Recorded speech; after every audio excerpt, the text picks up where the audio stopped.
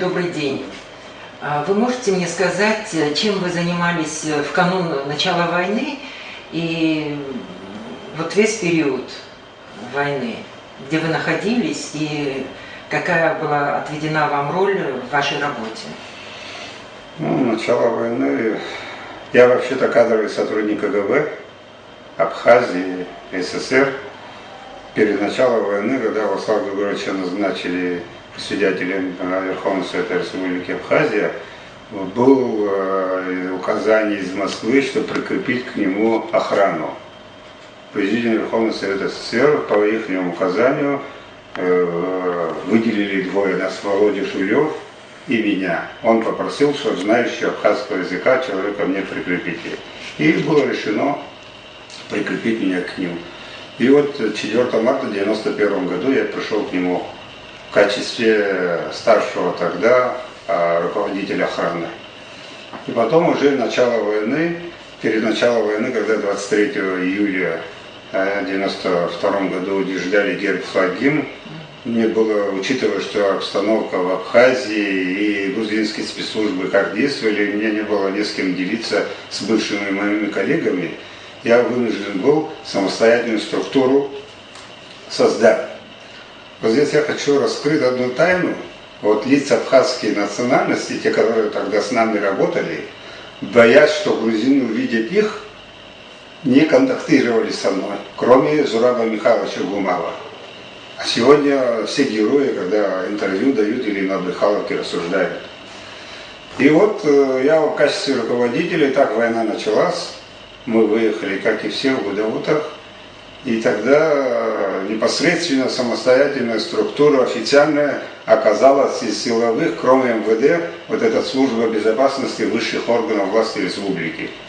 И вот как раз я укомплектовал штаты, и вот в июле месяце, и так вот мы выехали туда. По приезду в Гудаутах у нас перед войной как раз был у нас расформирован орган КГБ в Абхазии. И те оказались юридически, никем они оказались в Гудаутах. Вот тогда Гудаутское отделение возглавлял Артем Барцис. И вот вокруг него 4 человек, остальные, уже прибывающие с Абхазии, там 5 или 6 человек всего абхазов, русскоязычные все уехали в Россию, и вот примкнулись к этому отделу. А кто? Кого вы можете назвать? Здесь можно назвать вот, по фотографии вот Астамур Джинджоля, Руслан Камбель и так в Гудаутах был, Жора Базба, Аслан Бжани, кандидат в президенты сегодняшний, и здесь еще вот Реза Тарба. Но эта фотография сделана 22 июня 1993 году. Это групповая фотография, когда был официально уже назначен исполняющий обязанности службы безопасности председателя Геннадия Михайловича Берулава. Вот этот коллектив тогда в здании Гудаутского райотдела мы стоим, вот тогда был укомплектован как центральный аппарат. И Аслан Бжани тоже находился там. Аслан Бжани, я его знаю еще вперед, когда он пришел в органы КГБ молодым сотрудником. Я тогда с ним познакомился, и знал его супругу, знал его, как сказать, тестя Максима Павловича Ахиева. Да, будучи работая в Гудаутском аппарате, сталкивался, знал. И вот он молодым там находился. Как и остальные сотрудники, которые не знают, сегодня говорят, что они брали Рейхстаг, как и все, он находился в Гудаутах вместе с нашим аппаратом.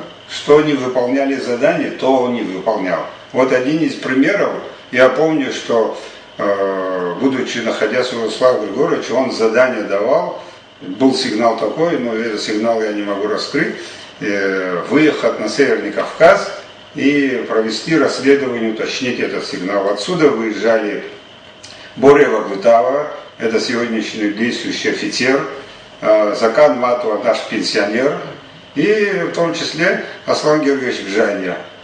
Руководителем этой группы был полковник Муса Дауров, который находился начальником гарнизона во время войны в Восточном фронте. Вот вместе с ним они по заданию выезжали Сколько мы там они были, точно дату я не могу сказать, но это в июне месяце он уже по заданию Лосавы Григорьевича, он находился там на Северном Кавказе. Значит, Эти товарищи, названные мной, давайте, можно и Мусе Даурову позвонить или пригласить, может он факт подтвердит, и эти Мату и Боря Лагвитау тоже могут этот факт подтвердить. но мы это тоже А потом у меня еще есть фотография по приезду в город Сухум, у входа здания 30 сентября Аслан Джани вместе с нами стоит, у входа здания есть еще историческая фотография, а это июньская фотография.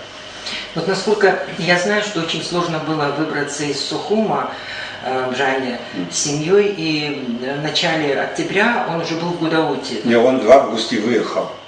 В конце. Да, как и все в августе выехал, но море, да, он выехал, но Гагра там было взято, но он в октябре находился... В начале октября он уже был в Гудауте, да, и приступил к своим обязанностям. Да. Скажите, пожалуйста, вот сегодня в соцсетях, значит, проходит информация, где собираются подписи, и бывшие его сотрудники, сегодня они, по-моему, не работают в службе госбезопасности, которые говорят о том, что его не было на территории Абхазии во время войны. Но вы об этом уже сказали. Знают о том, что и были рядом с ним тогда во время войны в Гудауте. Вот как можно охарактеризовать это поведение? Знаете, мне трудно про них, так как я с каждым более 25 лет проработал. Офицер, чекист должен офицером оставаться до конца. И некоторые товарищи, которые это письмо подписали, они не были в начале войны вообще-то в Абхазии.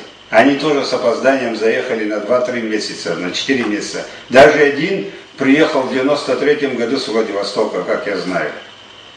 И сегодня осуждать его, что если он на месяц отлучился, когда сами по полгода не присутствовали. Аслан Джани. Аслан Джани до ухода Астамура Тарба в отставку, Астамур Тарба 13 декабря 1999 он в отставку подал, 14 декабря я подал, в знак протеста кадровой политики, несогласные мы были, ушли, и до этого он числился в штате. Но и еще есть финал, не, он в Москве выполнил, в штате до 99-го года. До 99-го года он был, и еще финансовую поддержку давал. Дополнительно хочу здесь сообщить, что прохождение службы Аслана Георгиевича Бжания, дальнейшее, после, вот, как обычно говорят, что он уехал в сентябре, уже его здесь не было, это тогда исполнял обязанности председателя Геннадий Михайлович Берулава, полковник. По его приказу был направлен в качестве негласного сотрудника за пределы республики. Но официально сотрудники, начальники отдела знали, что в том числе я, будучи зампредседателем, что он уволен. Но фактически я через несколько лет узнал, что Бжания является нашим сотрудником и продолжает дальше службу, когда очередное звание присваивали, я тогда узнал. Но личное дело Берулава передал, уходя. Она хранилась не в отделе кадров, она хранилась лично на хранение у председателя службы госбезопасности. Она хранилась у Астамура Борисовича Тарба. Тарба, уходя в отставку, вручил это личное дело, хранилось на хранение у Равля Тюмковича Хаджинба, который в курсе был и знал. Далее, после ухода Хаджинбе, Михаил Эдуардович Тарба, у него тоже это личное дело обязательно хранилось, она не могла исчезнуть. Я надеюсь, что они как честные офицеры, чекисты, подтвердят, чтобы вот разногласия в городе, чтобы лишние всякие, чтобы вот не было обливания грязи, что да, действительно, что Аслан Бжаня находился, продолжал службу в качестве уже негласного, и личное дело, что у них хранилось на хранение. Далее вот здесь вот сегодня я услышал, что подписали письмо и направили на телевидение. Среди них есть фамилии, здесь 2 человека, которые пишут, подтверждают, что Аслан Бжания, дезертир, не был там в органах тогда. Сами эти товарищи, один из них Беслан Агарба, другой Руслан Хашга, я из службы охраны безопасности высших органов власти, я их перевел в службу госбезопасности в мае 93 года. Так как с Асланом Бжани они могли тогда столкнуться всего 3 месяца совместной работы. Из этих 3 месяцев Аслан Бжани на Северном Кавказе вместе с ребятами тоже находился. Так что они могли бы всего 1,5-2 месяца с ними общаться. Я подполковник СГБ Цинза Павел Владимирович. Хочу заявить следующее. Обращение ветеранов СГБ. Здесь есть моменты, где это не бывшие сотрудники КГБ, а бывшие солдаты наших фронтов, которые воевали и после войны пришли в наш коллектив. Думава, Мария, Ашуба, Агарба, Чхетия, Квирая во время войны в органах СГБ не служили. Сегодня они говорят о том, что Аслан Георгиевич там не работал, когда они сами там не работали в службе государственной безопасности. Что Аслан Георгиевич после этого обстрела, после Афонского обстрела уехал из Абхазии, это неправда, потому что его тогда на самом деле с нами не было. Я Цинзба Матуа, Хишба и Лапшин Виталий. Вот 4 человека. Его с нами вообще не было. Они указали, что он там был, И что после этого... письмо тоже не было. Да. И подписавший вот это письмо, ни одного человека здесь не было там.